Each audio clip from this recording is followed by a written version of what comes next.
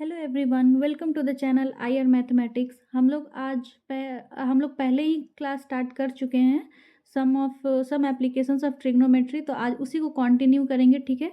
तो आज हमारा ये सेकंड लेक्चर होगा। अगर आप मेरे आज क्लास में फर्स्ट हैं तो जाके इसका इंट्रोडक्शन यानी जो हम लोग पहले भी कॉन्सेप्ट वाला क्लास कर ले चुके हैं उसे देख लीजिए, ठीक है। फिर इसमें आकर के देखिए ताकि आपका सारा कॉन्सेप्ट क्लियर हो सके, ठीक है। और हाँ, अगर आप मेरे चैनल में नए हैं तो इसे प्लीज़ सब्सक्राइब कीजिए, और आपको क्लास पसंद आता है तो लाइक कीजिए और अपने उन दोस्तों को शेयर कीजिए जो पढ़ना चाहते हैं। तो चलिए आज का क्लास स्टार्ट करते हैं।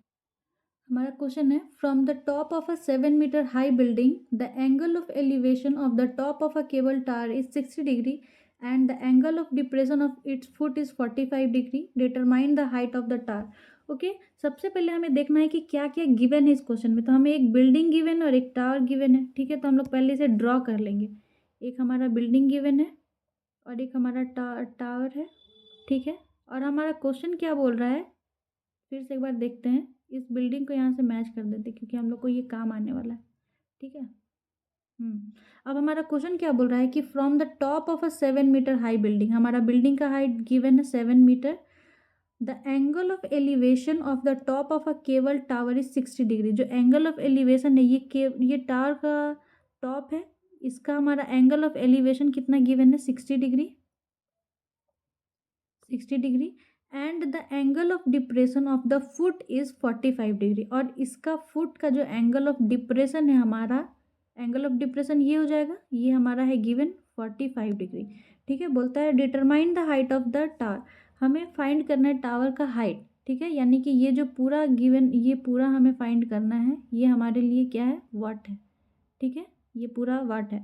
तो चलिए हम लोग इसे पहले नेमिंग कर देते हैं। ये हमारा ए, इस पॉइंट को हम देंगे बी, फिर ये सी, डी, ई, ठीक है। देखिए यहाँ जो हमारा क्वेश्चन है, अगर ये हमारा 45 डिग्री है तो by the property of alternate interior angle, अगर ये 45 है तो ये भी हमारा 45 हो जाएगा, ठीक है। 45 हो जाएगा। और ये हमारा अगर 7 मीटर है तो इसका हाइट और इसका हाइट हमारा इक्वल है, यानी ये भी हमारा 7 मीटर मिल जाएगा, ठीक है। इसे मिटा देते हैं।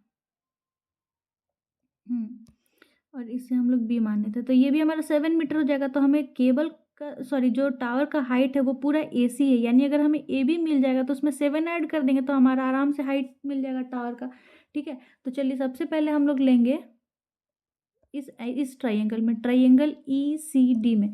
तो लैंग्वेज के लिए आप लोग सबसे पहले क्या कीजिएगा कि लिख लीजिएगा खुद से कि E D be the building and A C be the tower, ठीक है। ये सब आपको लिख लेंगे। हम डायरेक्ट शुरू कर रहे हैं, क्वेश्चन से स्टार्ट करेंगे हम लोग का ट्राइंगल। अब हम लोग लेंगे ट्राइंगल ई सी डी में। तो लिखना होगा in triangle E C D, इसमें हम लोग 1045 डिग्री लेंगे, ठीक है।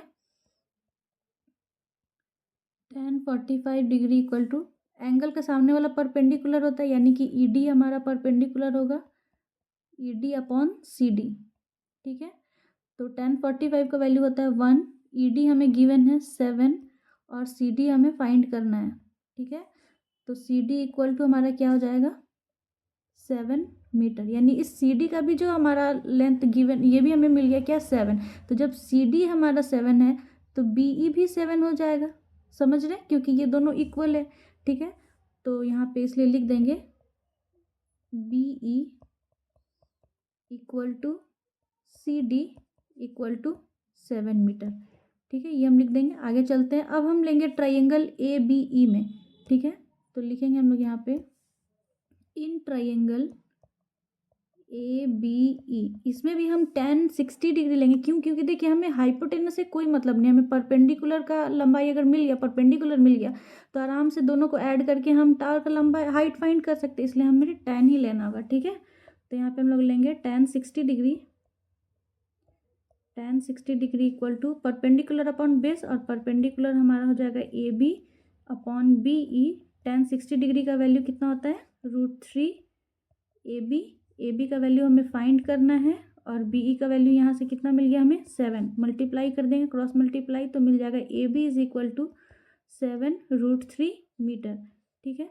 अब देखिए जो हमारा हाइट है टावर का वो पूरा ए सी है, यानी हम लोग क्या लिख सकते हैं, A B plus B C. तो अब हम लोग इसे ही लिख देंगे यहाँ पे, नाउ हाइट ऑफ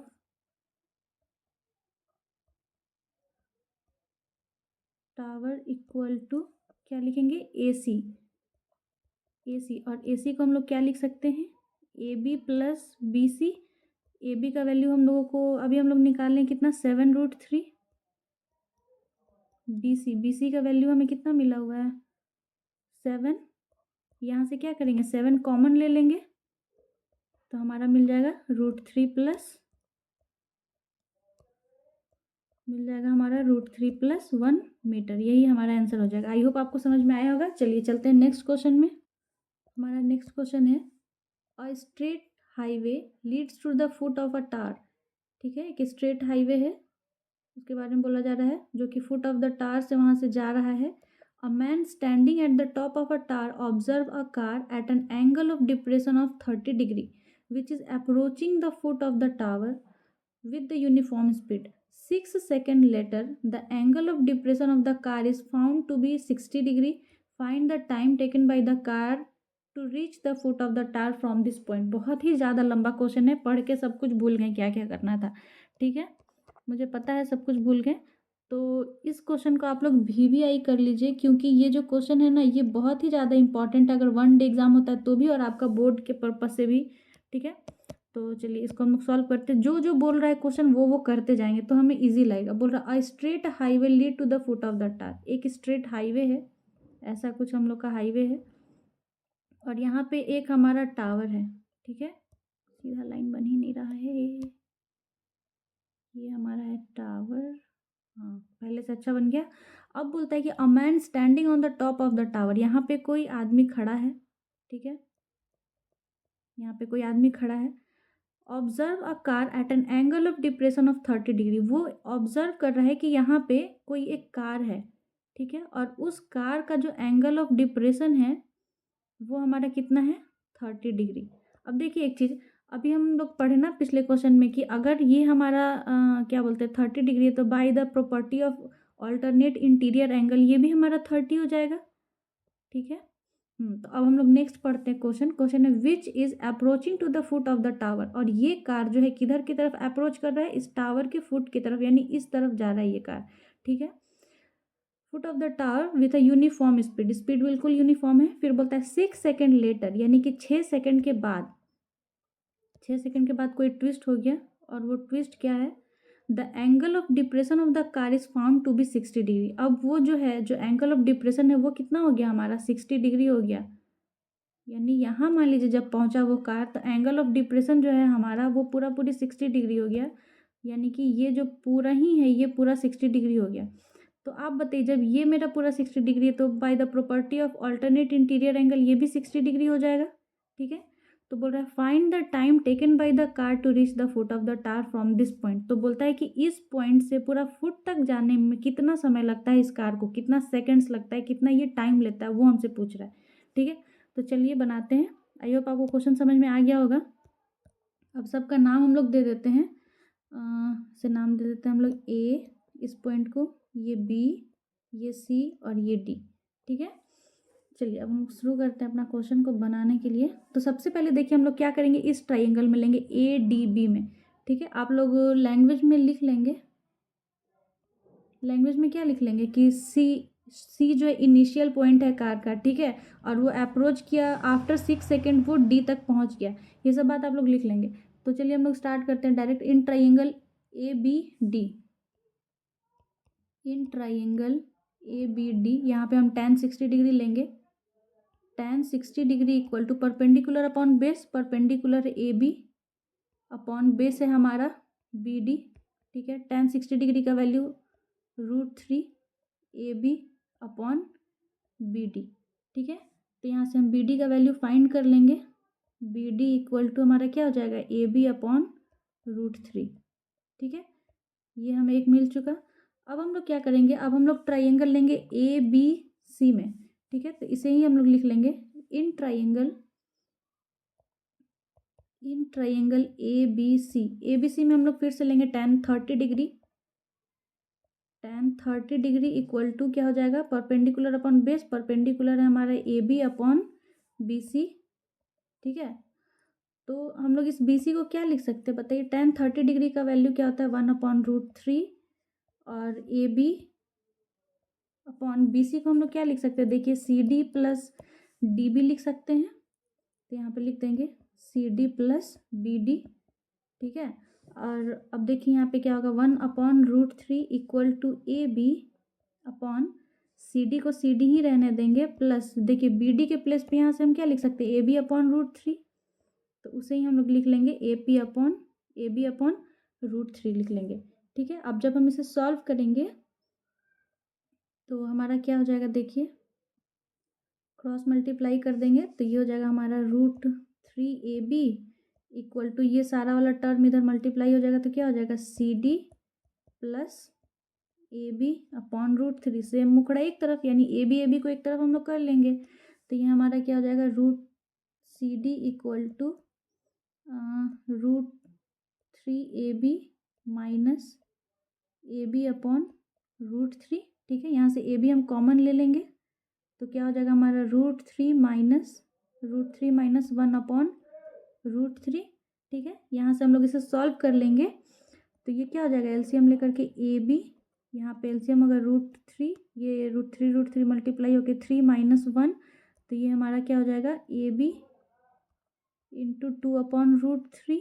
तो हम लोग इसे क्या लिख सकते हैं 2AB/√3, ठीक है। देखिए हमारा CD का वैल्यू कितना मिल गया 2 इंटू AB/√3, ठीक है।